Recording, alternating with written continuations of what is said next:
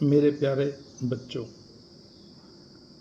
बेटा आज fathers day है और आज फादर्स डे पर सभी बच्चे अपने पिता को विश कर रहे हैं।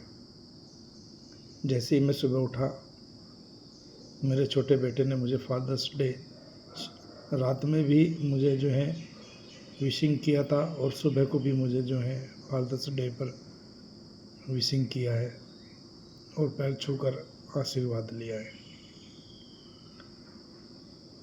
बेटा, आप लोगों के लिए पिता का नाम एक संदेश मैं देना चाहता हूँ। बेटा, पिता के ऊपर बहुत बड़ी जिम्मेदारी होती है, परिवार की जिम्मेदारी होती है, समाज की जिम्मेदारी होती है, जवाबदेही होता है उस हर व्यक्ति के लिए जो वो उससे संपर्क रख रहा होता है। अब बात आती है बेटा इसकी कि बच्चे को क्या करे और क्या ना करे। जैसे दिन की शुरुआत होती है, हर पिता हर माता अपने बच्चे को यही कहते हैं कि बेटा ये करो और ये ना करो। बच्चे को लगता है कि माता पिता हर बात पर टोका टाकी करते हैं। मैं यही कहता हूँ बेटा, यदि पिता का और माता का यदि आपके सिर पे यदि इस तरह के आशीर्वाद मिलते हैं तो ये बड़े सौभाग्यशाली हो आप बेटा। जिस बात के लिए पिता आपको मना करे उसको तुरंत आप बेटा छोड़ देना, और जिस बात के लिए पिता आपको कहे बेटा आपको ये करना चाहिए, बेटा आपको वही कार्य करना चाहिए। कभी भी ये नहीं कहना चाहिए कि पापा ये बात नहीं है, इस तरीके से नहीं है। यदि आप पापा के लिए इस तरह के वर्ड यूज करोगे, ये समझ लेना आप अच्छे रास्ते पर नहीं चल रहे हो। क्योंकि जिस समाज में आप कदम रख रहे हो, आपके पापा उस रास्ते से उस दौर से गुजर कर आ चुके हैं। कुछ बच्चे ये भी कहते हैं कि पापा आपका ज़माना और था और ये ज़माना और है। ऐसे बच्चों के लिए बेटा मैं कहना चाहूँगा कि बेटा आपने पुराना ज़माना नहीं देखा है, हमने पुराना ज़माना भी देखा है और आपके वाला ज़माना भी देख रहे हैं। दोनों में यदि हम अंतर करते हैं बेटा कि ये है कि है, उन पिछले वाले की यदि हम बात करते हैं तो बेटा संस्कार जो होते हैं वे अनमोल होते हैं, अमूल्य होते हैं। आज के ज़माने को देखते हैं बेटा, संस्कार देखने को नहीं मिलते। यदि आपके पापा पुराने ज़माने के हैं तो आप उनसे संस्कार सीखिए, बड़ों को आदर करना सीखिए, बड़ों की बातों को मानना सीखिए, सही रास्ते पर चलिए। यदि आपके माँ बाप ने जो इज्जत कमाई है आप उसका मान सम्मान रखिए। यदि आप उनकी इज्जत नहीं रख सकते हैं तो आपको उनकी इज्जत को खोने का भी कोई हक नहीं है। आप 100% दीजिए, आपके पापा की जो इज्जत है वो और 100% बढ़ जाएगी। तो बेटा कभी भी अपने पापा के साथ में जिद नहीं करना, उनकी हर बात को मानना, कोई भी ऐसा कदम ना उठाना जिससे आपके पापा की नज़रें समाज के सामने झुक जाए, पश्चाताप करना पड़े। क्योंकि गलती बच्चे करते हैं और बदनामी बाप को मिलती है, सज़ा बाप को मिलती है।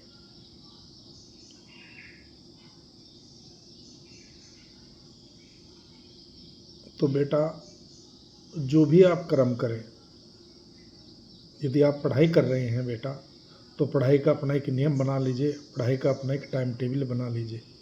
क्योंकि बगैर टाइम टेबल के, बगैर नियम के आप कुछ भी प्राप्त नहीं कर सकते। पढ़ाई की यदि आपकी उम्र चल रही है बेटा, मैं मानता हूँ कि यदि आपकी पढ़ाई 6 वर्ष से लेकर 18 और 20 वर्ष तक चलती है तो बेटा इसको पढ़ाई में ही आप अपना ध्यान लगाएं।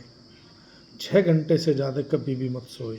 जो बच्चा 6 घंटे से ज़्यादा सोएगा तो बेटा मुझे नहीं लगता कि आज के युग में वो अपने जो माइंड सेटअप टारगेट की है वो उसको प्राप्त कर लेगा। तो आप बिल्कुल अलार्म लगा कर सोइए, अलार्म लगा कर ही आप अपना कार्य कीजिए। अलार्म से मतलब टाइम टेबल से भी होता है बेटा। समय पर खाइए, समय पर बैठिए। जहाँ पर आपके मम्मी पापा बैठे बात कर रहे हैं वहाँ पर ना बैठे, अपना खाना खाया और उसे बैठकर आप अपना तुरंत अपना स्टडी रूम बना लीजिए, अपना स्टडी प्लेस बना लीजिए, ताकि आप वहाँ शांति से बैठकर उसको पढ़ सकें। कुछ बातें ऐसी होती है बेटा जो आपके मतलब की नहीं होती है, आप उसको यदि उसमें शामिल होंगे तो आपका ध्यान दूसरी तरफ बढ़ जाएगा। तो सभी बच्चों से मेरा निवेदन भी है बेटा, अपने बच्चों से भी निवेदन है कि पापा से जो बात आप सीख सकते हैं उसको शेयर कीजिए। जो भी समस्या आपके सामने है उसको शेयर कीजिए, बिल्कुल भी हिचकिचाए मत कि पापा क्या कहेंगे। पापा आपका सच्चा दोस्त होता है, आपके साथ खड़ा रहता है। जब तक जिएगा तब तक आपको छाया देगा, तब तक आप मरते दम तक आपको कष्ट नहीं होने देगा। तो आपका भी कर्तव्य बनता है कि बेटा आप अपने पैरों पर खड़े होकर अपने पिता को दिखाए, उसकी इज्जत बढ़ाए, उसका नाम कमाए। कुछ बच्चे ऐसे होते हैं कि पिता आत्महत्या तक कर लेते हैं, अखबारों में नाम निकाल देते हैं कि अपना संबंध विच्छेद कर लेते हैं। तो बेटा ये अच्छी बात नहीं होती है। नसीहत जो होती है, पिता जो नसीहत देता है उसमें सीख होती है बेटा। अच्छे कार्य के लिए एक पिता को बेटे प्रशंसा भी करनी चाहिए, प्यार भी करना चाहिए, दुलार भी करना चाहिए। वो हम करते हैं बेटा, आपको आशीष देते हैं, आपसे प्यार करते हैं। मैं तो बेटा यही कहना चाहता हूँ कि आपके साथ खेलना चाहता हूँ, आपके साथ पढ़ना चाहता हूँ, आपके साथ पढ़ाना चाहता हूँ, आपकी हर गतिविधि में शामिल होना चाहता हूँ। मुझे अच्छा लगता है बहुत। आपको अच्छा नहीं लगता है शायद कि पापा हर वक्त पढ़ाते हैं, हर वक्त आपके साथ रहते हैं, लेकिन बेटा पिता से अच्छा दोस्त आपको नहीं मिलेगा। इस दुनिया में यही कहावत है कि पुस्तक दोस्त होती है, पर मैं कहता हूँ कि पिता भी आपका दोस्त होता है, क्योंकि वो हर वक्त आपके लिए, हर समय आपके लिए उपलब्ध रहता है। पिता के ऊपर पीछे क्या हो रहा है, पिता के ऊपर क्या बीत रही है, पिता किन किन समस्याओं से जूझ रहा है, वो पिता आपको नहीं बताएगा। पिता के अंदर दर्द छुपे होते हैं जो किसी से शेयर नहीं कर सकता। तो बेटा आप अपने कर्तव्यों को समझे, अपने ड्यूटीज़ को समझे और बहुत अच्छे से अपनी जीवन यात्रा करें।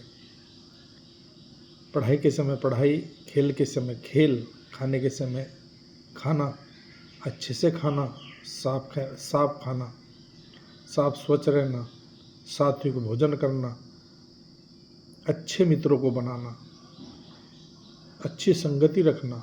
जो बच्चे अच्छे संगति रखते हैं आगे वही बढ़ते हैं। यदि आपको लगता है कि संगति खराब है तो बेटा आप तुरंत उस संगति को छोड़ दीजिए। टीचर्स को अपनी संगति दीजिए, जहाँ से आपको नॉलेज मिले, अच्छी नॉलेज मिले, आप उसकी संगति कीजिए। टीचर से बढ़कर, माँ बाप से बढ़कर आपका कोई दूसरा टीचर नहीं हो सकता है।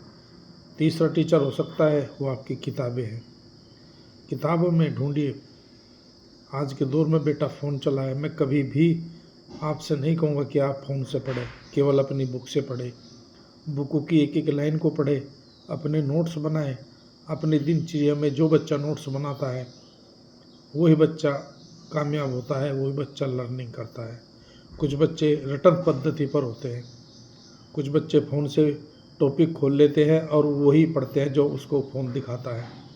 बेटा वे बातें आपको फ़ोन पे नहीं मिलेगी जो बुकों में मिली होती है। तो आप बुक पढ़ें, फ़ोन ना देखें, उससे आपकी आँख भी जाएगी और बुरी लत भी आपके अंदर जो पड़ी है वो छूट जाएगी।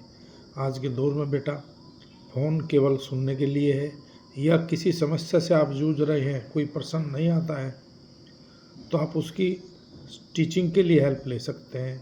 लेकिन यदि आपकी समस्या टीचर्स या फादर्स भी आपकी हल कर पाता है, सर्वप्रथम तो आपको अपनी बुकों से ढूंढना चाहिए, उसके बाद ही फ़ोन को हाथ लगाना चाहिए।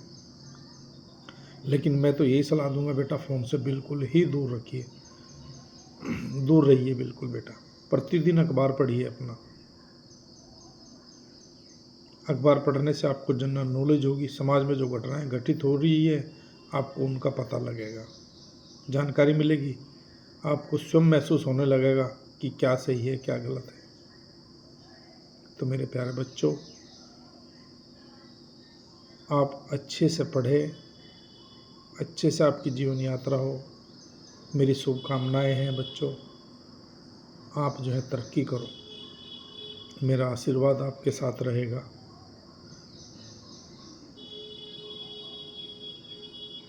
धन्यवाद मेरे प्यारे बच्चों।